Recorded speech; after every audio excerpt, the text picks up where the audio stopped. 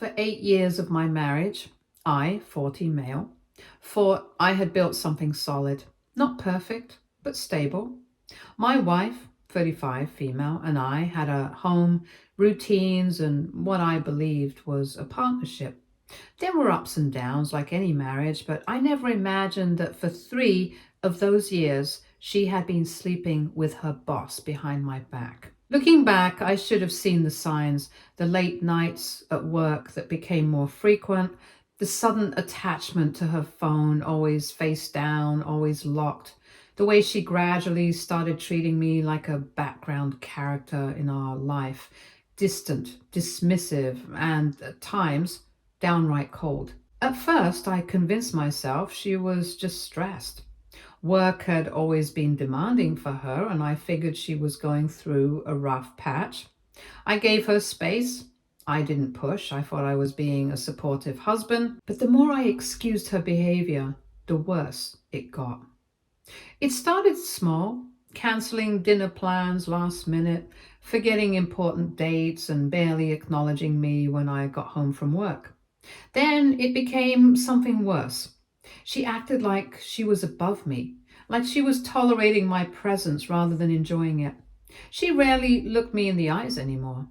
For years, I kept trying. I tried to take her on surprise date nights. I made her coffee every morning. I asked how her day was, only to get half-hearted one-word responses. I told myself it was a phase. I told myself that if I just put in a little more effort, maybe she would come back to me. Then, one random Tuesday evening, everything changed. She was in the shower when her laptop screen lit up with a notification. I wasn't snooping, I had no reason to, but when I glanced over, I saw a message pop up. "I can't wait to see you again. Last night was amazing." I froze. For a few seconds, my brain refused to process what I was looking at.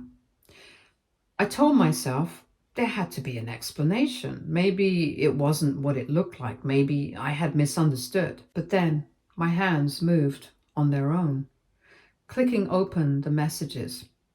What I found made my stomach drop. This wasn't just a fling. It was a full-blown, years-long relationship. Messages, photos, and weekend getaways I thought had been work trips. It was all there. Evidence of my wife lying to my face over and over again. And the worst part? The way she spoke about me. She laughed at how clueless I was, mocked my efforts to make her happy, called me pathetic for still loving her when she had already moved on in her heart. I just sat there, staring at the screen, feeling my entire world crumble around me. That night, I looked at her differently when she climbed into bed next to me, smiling like nothing had changed. She kissed my cheek and said she loved me, like she hadn't spent the last 3 years with another man. I wanted to confront her. I wanted to wake her up and throw all of it in her face. But then a thought crossed my mind. Why give her the satisfaction of seeing my pain? She thought she was winning. She thought she had the upper hand. So I decided to wait. For weeks, I acted normally. I pretended I was still the same clueless husband she thought I was. But behind the scenes, I was preparing. I copied messages, printed out financial records, and hired a lawyer. I tracked every lie, every withdrawal from our accounts, every little move she made. I found out she had been quietly transferring money into an account under her name alone. I learned she had started planting rumors that I was controlling and emotionally distant, setting up a narrative so that if we got discovered, she would look like the victim. She had been planning to leave me high and dry, to walk away with everything and leave me with nothing. But what she didn't know was that I had been planning too. And unlike her, I wasn't going to let this play out in her favor. For 2 years, I had been planning. Our 10th anniversary was coming up. I could tell she expected me to still go along with it, to be the same devoted husband who would buy her flowers and take her to a fancy dinner while she laughed behind my back. But she was in for a surprise. She had spent years treating me like a fool, years thinking she had me wrapped around her finger. But in the end, she was the only one about to lose everything. Update 1. Sorry for the late update. It has been a couple of weeks. Everything got so rushed that I forgot I had even posted this. I was just venting, to be honest. As I told you all, in the weeks leading up to our 10th anniversary, I became an actor in my own life. Every morning I woke up next to her, kissed her cheek, told her I loved her, knowing full well she had been sleeping with someone else for years. I played the part of the doting husband, but inside I was cold, calculating, preparing. She had no idea. I continued gathering evidence, working with my lawyer, ensuring that when the time came, I wouldn't just walk away. I'd take everything she had been trying to steal from me. She thought she had me where she wanted, that I'd be clueless and blindsided when she eventually dropped her plans to leave. But I knew the truth, and I was going to make sure she suffered the consequences. She had been taking more money out of our joint account lately. At first, I thought she was moving more of it into her private savings. But then I saw the transactions. Fancy restaurants, expensive gifts, hotel bookings. She wasn't just cheating. She was funding her affair using my money. That was my final straw. I made a call to my lawyer that day and told him we were moving forward. The divorce papers would be drawn up, my accounts would be separated, and the evidence would be secured. But I wasn't done yet. I wanted her to feel what it was like to be played. She started acting strangely about a week before our anniversary. I caught her staring at me sometimes like she was looking for something. Doubt, maybe. Hesitation. But I gave her nothing. I was careful and self-controlled. One night she brought up our anniversary plans. She told me she wanted to do something low-key this year. Just a quiet dinner at home. That was when I knew she was planning to make her move soon. She was avoiding any grand gestures because she didn't want to feel guilty when she blindsided me later. I almost laughed at the irony. But I played along. I told her I understood, that a quiet evening sounded perfect. She smiled, kissed me, and told me I was the best husband ever. I wonder if she would have still said that if she knew what was coming. The night before our anniversary, she came home later than usual. She smelled of perfume that wasn't hers, and her lipstick was smudged. It was almost pathetic how little she tried to hide it anymore. She barely spoke to me that night. I could tell something was off. Maybe she was wondering if I would react badly when she finally broke the news.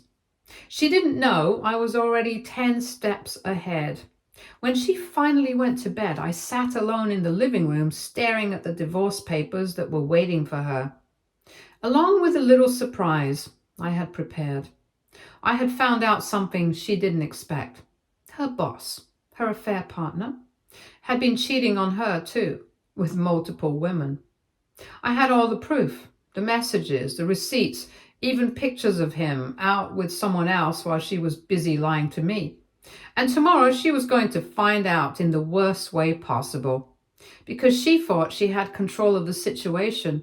She thought she was playing the game. But tomorrow she was going to realize that she had never even understood the rules.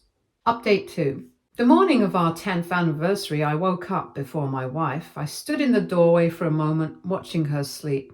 She looked peaceful, as if she wasn't carrying the weight of years of betrayal on her conscience. Maybe she wasn't. Maybe she had convinced herself that she deserved her affair, that she was smarter than me, that I was too weak or too devoted to ever fight back. I left her there, still dreaming, and went to finalize the last of my plans. By the time she woke up, I had already made breakfast. I greeted her with a smile, kissed her cheek, and told her happy anniversary. She grinned at me, playing the part of the loving wife. I could see the gears turning in her head, her mind already calculating her next move. She had no idea she had already lost. She sat down at the table, sipping the coffee I made for her, oblivious to the fact that her world was about to crumble. I told her I had a surprise planned for our anniversary. She blinked in surprise, probably not expecting me to make an effort. After all, she had insisted on a low-key night. But I told her that 10 years of marriage was worth celebrating. I told her I had booked us a beautiful dinner at one of the best restaurants in town. She hesitated. I could see the uncertainty flash across her face. She hadn't expected this. She tried to mask her nervousness, nodding as she smiled. She told me it sounded perfect. It was. I had made sure of it. That evening, I dressed up in my best suit. My wife wore a stunning black dress, one that I had bought for her years ago. As we drove to the restaurant, she kept glancing at me as if trying to read my mind. Was she feeling guilty? Was she wondering if I had found out? I didn't care. We arrived at the restaurant, and I could tell she was starting to relax. The place was packed and the atmosphere was warm and elegant. She was probably thinking that maybe she had overreacted, that maybe I really was just an idiot who still believed in our marriage. I had reserved a private table in a secluded part of the restaurant. Candles flickered on the table, casting a soft glow on our faces. She looked across at me, smiling sweetly. This was it. This was the last time she would ever look at me like that.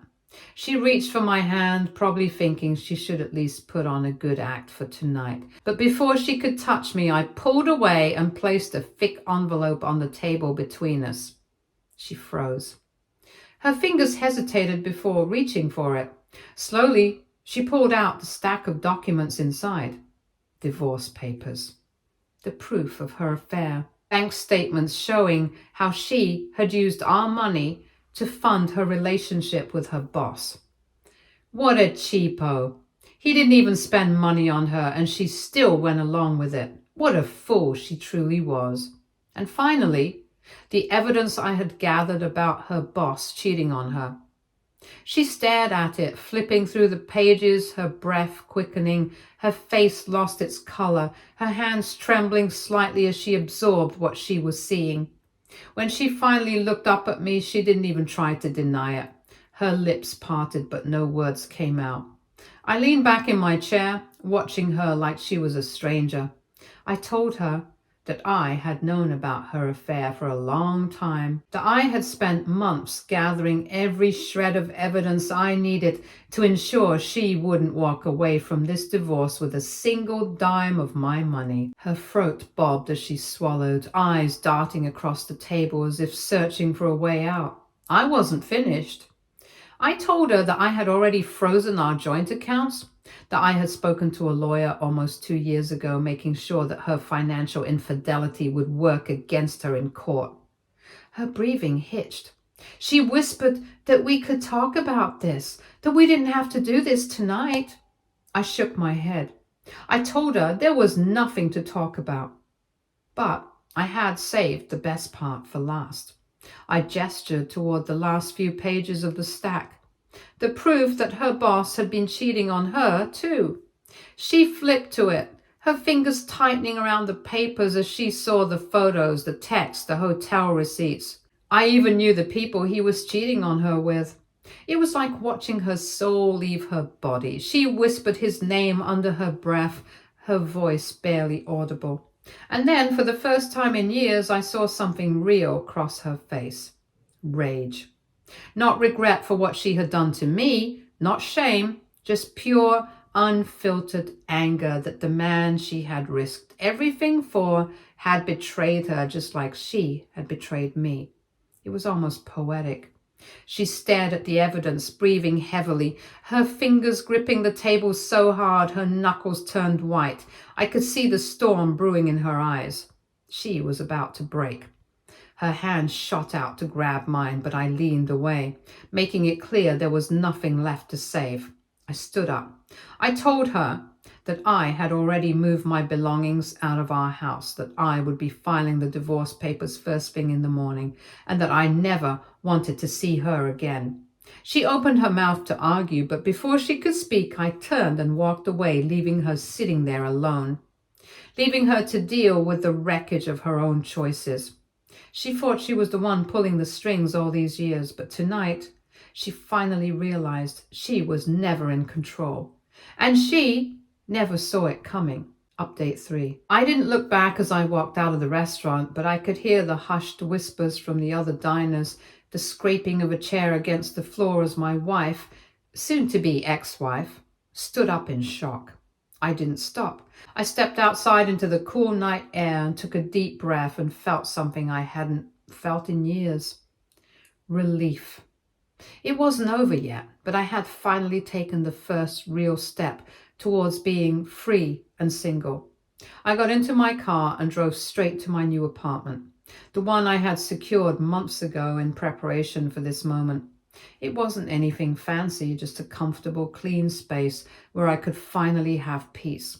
My lawyer had advised me to move out before serving the divorce papers to avoid any conflicts. Best decision I ever made. And no, she didn't even notice. My phone buzzed on the way. Her, of course. I ignored it. She called again, then again. By the 5th call, she left a voicemail. I didn't listen to it. When I got to my new place, I sat down on the couch and finally let out a long breath. The past 10 years had felt like a slow descent into hell, but tonight was the beginning of the climb back up. But I wasn't naive. I knew she wouldn't just accept this. She would fight, claw, and manipulate her way through whatever was coming. I was ready. The next morning, my lawyer filed the papers. I made sure she was served at work because if she wanted to mix business with personal affairs, then she could deal with that embarrassment too. I imagined the scene, her sitting at her desk pretending to be the perfect professional when someone walked in and handed her the documents. She didn't waste any time. My phone rang an hour later. This time I picked up. Her voice was sharp, laced with a panic she was trying to mask. She asked what I thought I was doing, acting as if this was all some sort of mistake. I told her it wasn't a mistake. I knew everything. I told her it should have been obvious by this point, and she was finally facing the consequences of her own choices. She scoffed, her voice turning bitter. She accused me of being petty, of ruining our marriage out of spite. I could hear the shakiness of her voice. That made me laugh. I reminded her that she was the one who had been cheating for 3 years. She was the one who tried to manipulate me into staying longer so she could bleed me dry. She said she was willing to work on things. I told her I wasn't. That's when her voice changed. She switched tactics. She started crying, saying she had made mistakes, but that didn't mean we had to throw everything away. I let her cry. Then I calmly told her that I had already moved out, as she already knew, that our joint accounts had been frozen like I had told her before, and any attempt she made to access them would be denied. The crying stopped. A pause. Then, cold, clipped words, she said she hoped I was ready for a fight. I told her I had been ready for a long time. Then I hung up, and the fallout came fast. I had told a few close friends about the divorce, but I hadn't aired our dirty laundry to the world. My wife, on the other hand, had no such restraint. Within days, mutual friends were calling, texting, asking what was going on. Some took her side, saying divorce was too drastic. Others weren't surprised. 1 or 2 even admitted they had suspected the affair but didn't want to get involved. But the real bomb dropped when her boss, her affair partner, found out about the evidence I had against him. He was a married man with a lot to lose. I had no intention of blackmailing him, but the moment he realized his name was tied to this mess, he panicked. He cut her off immediately. She found out when she showed up at work and discovered that he had already distanced himself, making it clear he wanted nothing to do with her now that their affair was public knowledge. At least she wasn't fired yet, or maybe HR was involved. And that's when things got even worse for her. She showed up at my new apartment 3 days later. I hadn't given her the address, but I wasn't surprised she found it.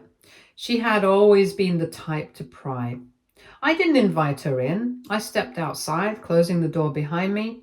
She looked different, not the confident, cunning woman who had spent years deceiving me. She looked frantic, disheveled.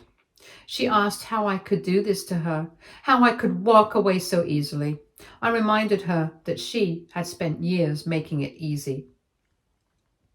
She threw her hands up, exasperated. She said she made mistakes, but that didn't mean she deserved to lose everything. I told her that's exactly what it meant. Then she tried to guilt me and she brought up our history, the good times, the vacations, the anniversaries before things fell apart. She asked if none of it mattered. I told her it had mattered to me. That's why I had been faithful. That's why I had fought for our marriage. That's why I had been blind to what she was doing. But now it didn't matter anymore. She wasn't prepared for that. Her face twisted in frustration. Then she played her last card. She asked if we could settle things quietly without getting lawyers too involved.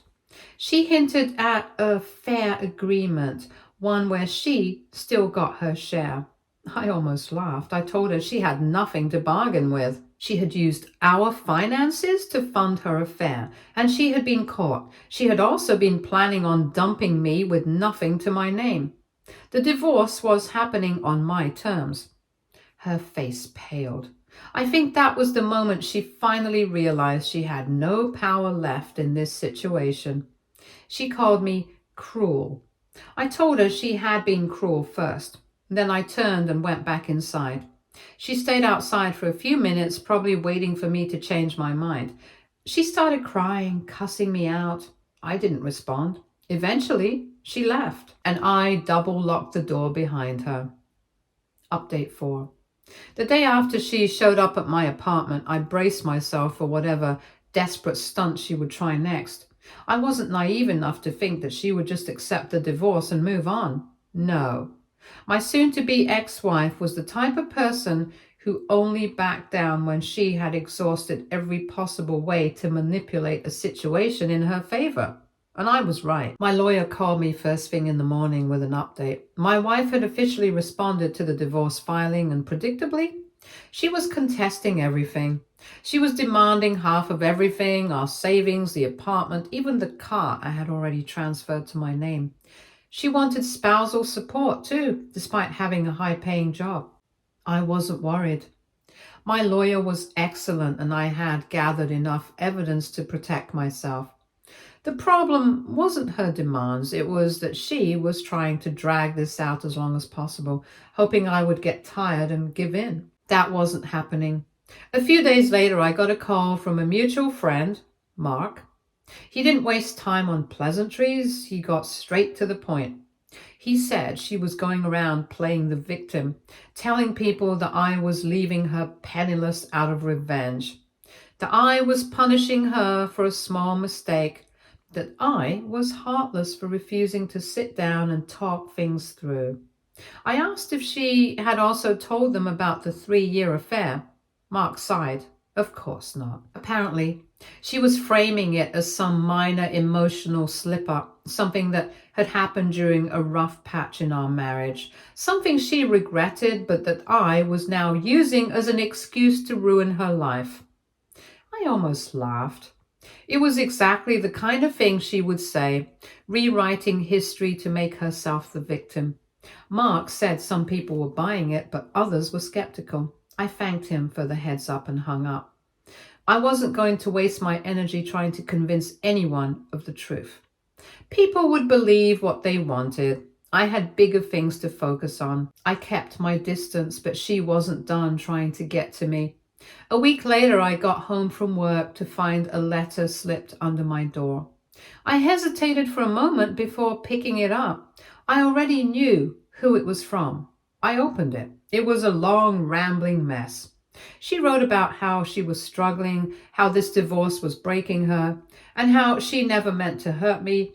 She said she still loved me, that she couldn't believe I was throwing away everything we had over one mistake. One mistake. That part made me angry. Not just because it was a lie, because it was insulting. She had spent years lying to me. sneaking around behind my back, using our money to take her affair partner on trips, while I was at home thinking we were working towards a future together. She hadn't made a mistake. She had made a choice over and over again, and now she was only sorry because she had lost. At the bottom of the letter, she had written one last plea. She asked me to meet her in person just one last time to talk. No lawyers, no arguments, just us. I didn't respond. I wasn't playing her games anymore. And what did she even mean by breaking her? The divorce hadn't even begun properly yet. Then came the final straw. The next morning, I got a call from my HR department. They wanted to talk about her. My stomach tightened. She had gone to my workplace. Apparently, she had shown up demanding to see me. When they told her I was in a meeting and unavailable, she made a scene. She said she was my wife, that she needed to talk to me about something urgent. Security had to escort her out. My boss wanted to know what was going on. I had to sit there gritting my teeth and explain that I was in the middle of a divorce and that my ex-wife wasn't handling it well. It was humiliating. I was already dealing with enough, and now she was dragging my professional life into it. I called her as soon as I left work. She picked up on the first ring, like she had been waiting. Before she could say anything, I asked her what the hell she thought she was doing. She didn't even sound ashamed. She said she just wanted to talk to me, and since I was ignoring her calls, she had no choice. I told her she did have a choice. She could accept reality and move on. She scoffed. She said she wouldn't let me do this to her. I told her she had already done it to herself. Then I warned her if she pulled another stunt like this, I would take legal action. That finally shut her up. She mumbled something under her breath and then hung up on me. Update 5. The next few weeks were tense. I kept my distance, focused on work, and let my lawyer handle everything. I didn't engage with her at all. And for a while, she went quiet. No calls, no letters, no unexpected appearances. I almost started to think that she had finally accepted it. And then, out of nowhere, I got a call from Mark again. He sounded hesitant, almost uncomfortable. He said he thought I should know she had started seeing someone new. I didn't care. But then he told me who it was.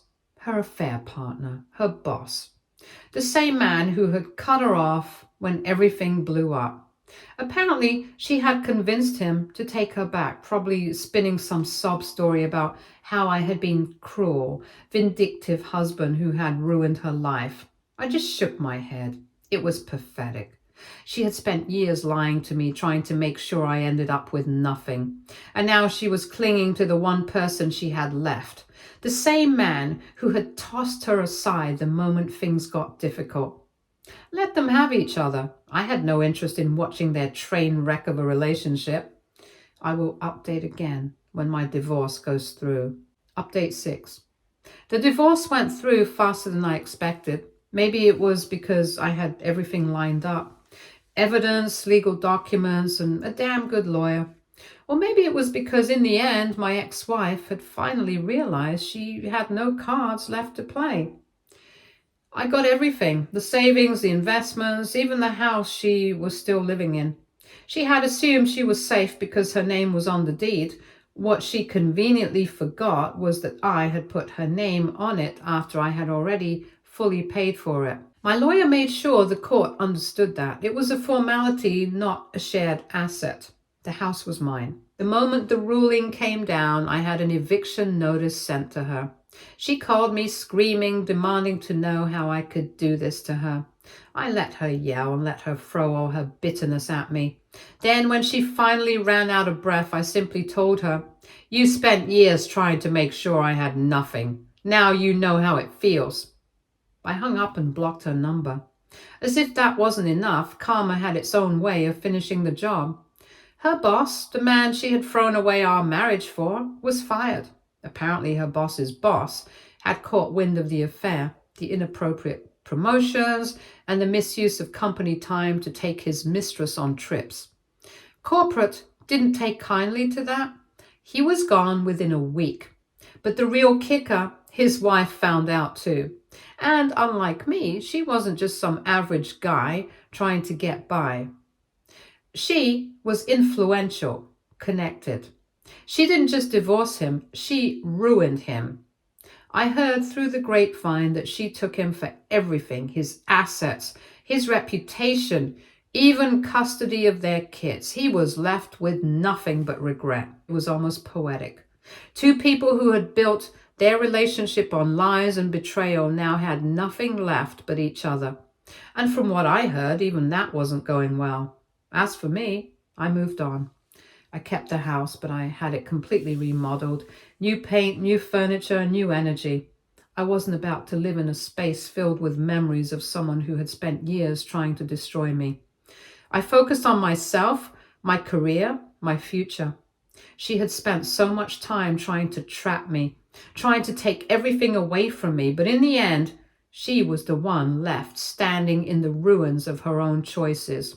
And I walked away without looking back. Stay tuned for more stories from our girl relationships.